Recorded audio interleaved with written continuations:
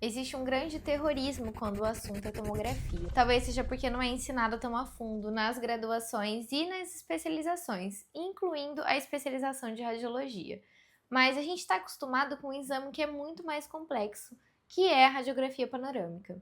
E sim, acredite, é mais complexo, por conta das sobreposições de imagem. E essas sobreposições fazem com que a interpretação seja mais complexa. E eu não tô endemonizando a panorâmica, óbvio que ela é super importante, ela é muito boa pra gente ter uma visão geral do paciente. Mas ela é muito limitante e as coisas têm esse costume de parecer muito. Parecer que tá reabsorvendo, parecer que tá fraturado, parecer que tem um aumento do espaço do ligamento periodontal.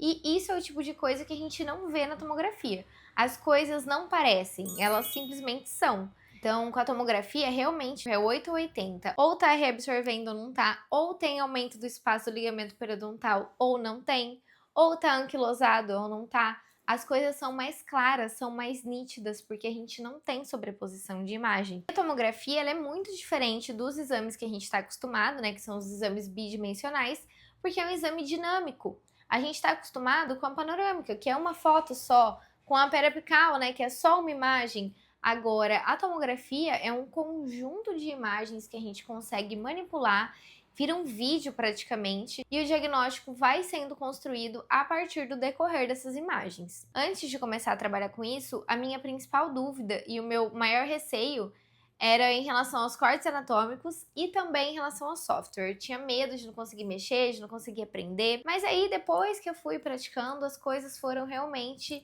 fazendo sentido. Pra gente começar a entender mais ou menos como que navega na tomografia, a gente precisa ter noção dos 3 planos de anatomia básicos. Então, o que acontece? O tomógrafo, ele faz uma captura do nosso volume todo. Então, são várias imagens, sequências de imagens que vão ser navegadas em 3 sentidos principais, que são os sentidos dos cortes anatômicos. Então, a gente tem o axial, o coronal e o sagital. O sentido axial é aquele que vai dar fatias pra gente de baixo para cima e de cima para baixo. Já o corte sagital, ele vai de um lado para o outro, da direita para a esquerda e da esquerda para a direita. E o sentido coronal, ele vai dar essa navegação no sentido de trás para frente e de frente para trás. Então, de anterior para mais posterior. Agora vamos ver como funciona isso na prática lá dentro do Radiante, que é o principal software que a gente utiliza aqui dentro do modo Tomo. Então, essa aqui é a nossa interface do Radiante. Mas tudo que vocês aprenderem aqui dentro, vocês conseguem usar em qualquer outro software, porque o conceito é exatamente o mesmo. Todos os softwares, eles vão se apresentar mais ou menos aqui do mesmo jeito, tá? Então, vamos lá. Quando a gente abre o Radiante, a gente se depara com essas 3 janelinhas. Cada janelinha dessa é referente a um corte anatômico. Então, essa janelinha aqui de baixo, ela é referente ao nosso corte axial. Ela vai de baixo para cima e de cima para baixo. Então, olha só, a gente tem aqui, estamos em região de coroa. Conforme eu vou descendo, a gente vai indo para a região de ápice, seio maxilar e assim vai, até acabar o volume, tá? E a gente consegue voltar no sentido contrário. Agora, repara que enquanto eu estou mexendo aqui nessa janela, tem essa linha que está se mexendo junto. Estão vendo? Ó, eu estou indo para cima, né, no sentido de ápice, e essa linha está me acompanhando. Agora, se eu estou indo para a região de coroa, essa linha está me acompanhando também. O que isso quer dizer? Quer dizer que essa nossa linha é o que nos guia em relação ao corte axial, tá? Então, se eu estou aqui em região de coroa, no meu corte axial, a minha linha amarela na minha janela do corte coronal, ela vai estar aonde também? Aqui, ó, na coroa. Aqui no outro corte, na coroa. Então, essa linhazinha amarela serve para mostrar aonde que está o corte axial, né? Então, o corte axial está passando aqui, ó. Agora, se eu for mais para cima, ele vai me acompanhar, tá? E por assim vai. A gente sempre vai ter as linhas de referência. Essa janela aqui é a janelinha do corte coronal. Então, ela vem de frente para trás e de trás para frente. Olha só, são essas imagens aqui que a gente tem.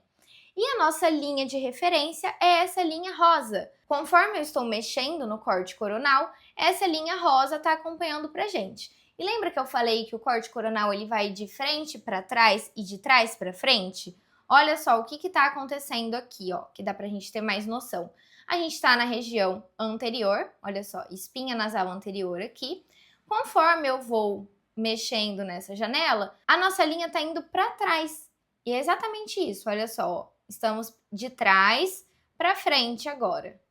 E agora de frente para trás. Então, repara que aqui, na nossa janelinha do corte sagital, essa linha também está nos acompanhando. Ó. A gente está na região mais anterior, espinha nasal aqui, e a gente está indo de frente para trás, beleza?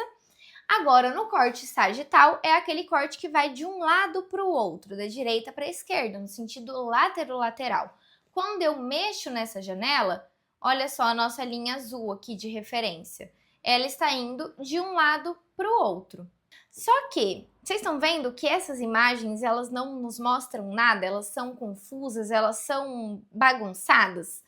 Isso acontece porque a gente precisa colocar essas linhas de referência dos cortes anatômicos ao longo eixo das estruturas que a gente está querendo interpretar, tá? Então, por exemplo, essas nossas linhas aqui, elas são móveis. Se eu clico bem no meio delas, elas vão para onde eu quero, tá? Então, sempre que a gente quer analisar uma estrutura em específico, a gente precisa posicionar essas linhas seguindo o longo eixo exato da estrutura. Vamos interpretar aqui o nosso dente 11. Ó, eu venho com a minha bolinha e coloco ela bem em cima do dente 11. Mas ainda tá esquisito, né? Aqui no corte sagital eu consigo ter uma noção de imagem, mas o corte coronal tá horrível. Então, o que a gente tem que fazer? Essas linhas, elas se angulam. Então, eu consigo pegar isso aqui e inclinar. O que eu vou fazer? Inclinar essa linha ao longo eixo. Olha só como a gente já tem uma outra imagem, né? Aqui já está ao longo eixo e aqui eu vou dar só uma mexidinha. Agora, essas linhas estão atrapalhando, né, a nossa interpretação. O que eu faço?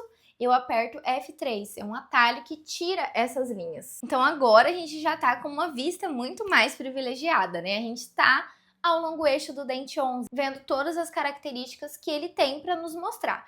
Então, olha, eu consigo dar um zoom nessa imagem apertando Ctrl e o botão direito do mouse, e eu consigo enquadrar essa imagem apertando M. E aí, ó, eu venho e arrasto ela para cá, tá? Aqui eu vou fazer a mesma coisa, eu vou apertar Ctrl, segurar o botão direito do mouse e arrastar o mouse, ele dá um zoom. Aí, para eu enquadrar a imagem, olha só, eu venho aqui e faço isso. O que a gente vê aqui nesse dente 11, né? Apenas um aumento do espaço do ligamento periodontal na região de periápice. E tem também uma imagenzinha, olha só, que parece muito ser um canal lateral, né? Aqui na região de terço médio e na região apical. Então, o que eu faço? Eu aperto W, que é outro atalho, e vou mexer aqui, ó. Vou alterar o brilho e o contraste para ver se fica mais nítido. E olha só, temos aqui, então, uma imagem melhor que mostra pra gente essa variação de anatomia do conduto radicular. Agora, para avaliar estruturas que têm duas inclinações, a gente precisa angular essas linhas duas vezes. Então, isso acontece, por exemplo, com as raízes dos molares, que tem uma curvatura mais acentuada, e com qualquer outra estrutura que não seja retilínea, que não tenha apenas um sentido, né? Se a gente tem uma coisa que é curva, a gente precisa fazer as duas angulações. Entender como esses cortes anatômicos funcionam na prática realmente faz muita diferença, é muito mais fácil do que só me ouvir falando. As coisas começam a fazer mais sentido. Assim como faz todo sentido a gente treinar o nosso olhar para entender tudo que é normal dentro de um exame de tomografia e tudo que é uma alteração de normalidade, tudo que é uma patologia. Tudo isso é abordado ao decorrer dos módulos do curso. Então a gente tem um módulo de revisão de anatomia, é que a anatomia, apesar de ser uma coisa que a gente teoricamente domina, na tomografia ela pode acabar sendo diferente porque ela se mostra de um jeito que a gente não está acostumado. Então, eu faço toda uma revisão de anatomia, tem um atlas também para a gente acompanhar aí ao longo do curso. E também é importante saber como as estruturas se comportam no estado de normalidade. Como se apresenta um periápice saudável, uma raiz saudável, uma coroa saudável, para depois a gente partir para o que é patológico e entrar de vez nas especialidades, onde a gente vai falar sobre cirurgia, endo, implanto. Fica o meu convite para você entrar para o modo tomo e passar a dominar esse exame que é tão importante no nosso dia a dia.